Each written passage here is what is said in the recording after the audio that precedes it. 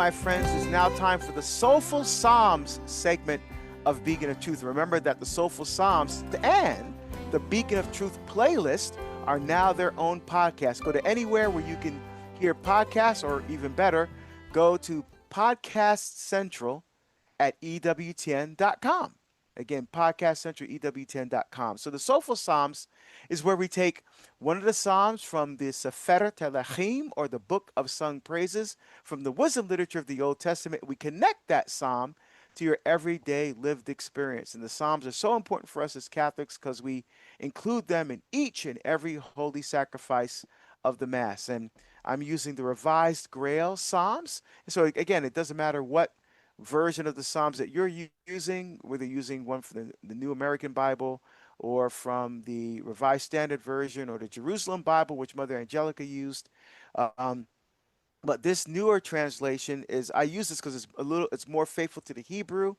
And this has been approved for use in the Holy Sacrifice of the Mass. And today we're going to continue our look at Psalm 71. So Psalm 71 is a pretty long psalm. And this is a psalm attributed to David, although there's no prescript or superscript in this particular psalm. This is in book 2 of the psalm, Psalms 42 to 72. And out of those psalms, Psalms 51 to 72 are attributed to David. So again, even though there's no prescript or superscript for this psalm, it's attributed to the person who contributed most of the psalms. More than half of the psalms are by King David.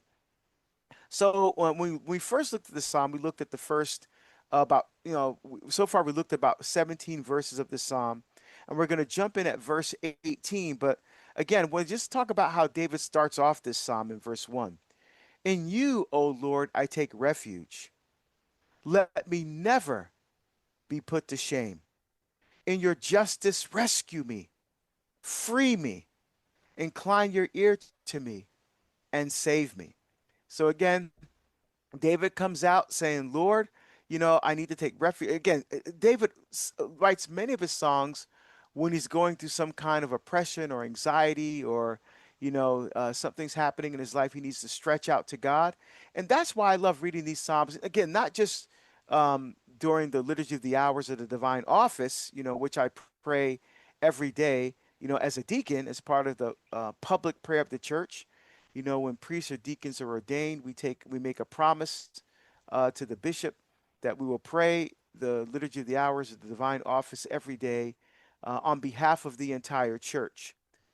But I also like to look at the Psalms, for example, during adoration, or during times of struggle, or during times of stress, or I'll just pull out one of these Psalms and just like rest in David's reflection and how he calls on the name of the Lord. He trusts in the Lord during particular times in his life where he's struggling.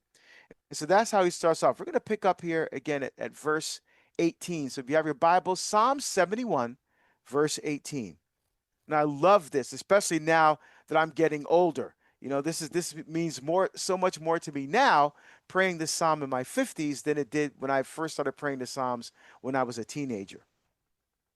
Even till I am old and gray-headed, do not forsake me, O God.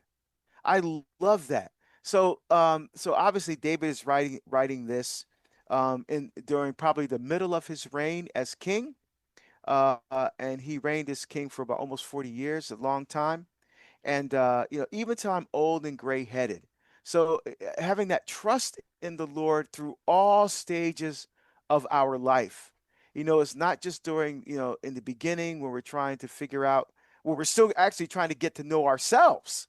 When we're young adults and we're still trying to figure out life, we're still trying to figure out our vocation.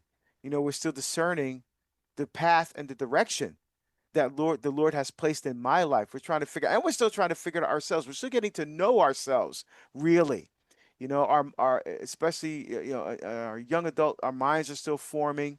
Our bodies, to some extent, maybe still developing. Our intellectual and emotional development is still, still developing, and during this time, we're also developing our relationship with God. So from that point, and then we get, into our 30s. We're kind of just like, we're kind of get settling into our vocation, whether that's married life, whether that's religious life, priesthood, wherever it may be. We're getting into a groove there.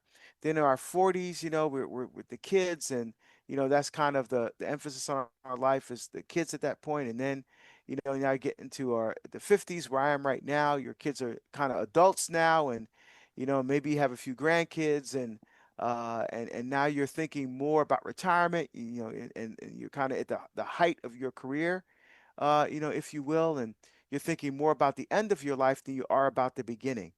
But the thread that is woven through that tapestry of life from teenage years all the way to where we are in our life right now, wherever we may be on that journey, is this deepening relationship with God, taking those steps closer and closer to our final destination, our home, which is in heaven.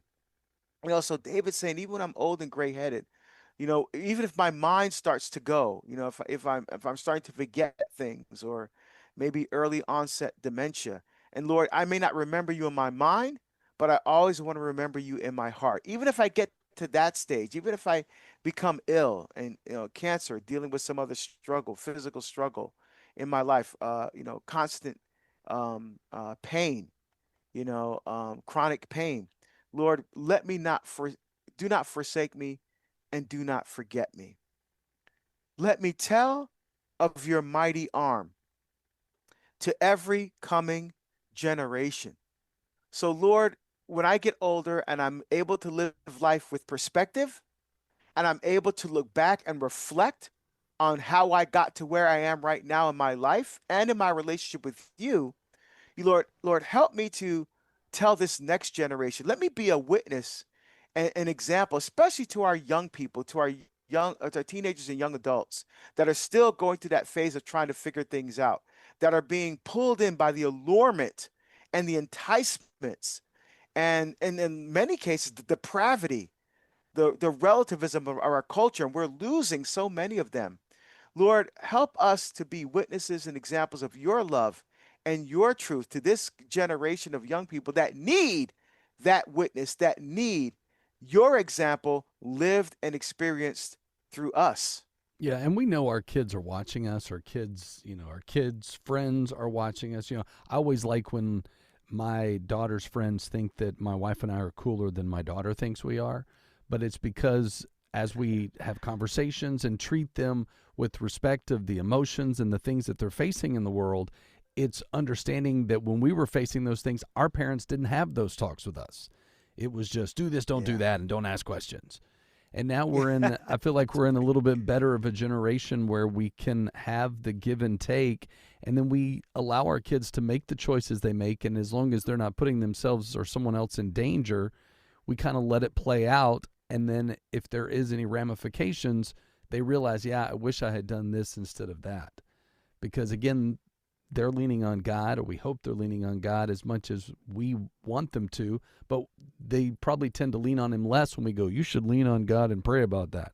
We're going to say it anyway. It's like saying be safe as they drive out. We know they're going to try to be safe, but we feel better when we say it, right? So we always remind them, go to God, and then where's your peace in the decisions you're making?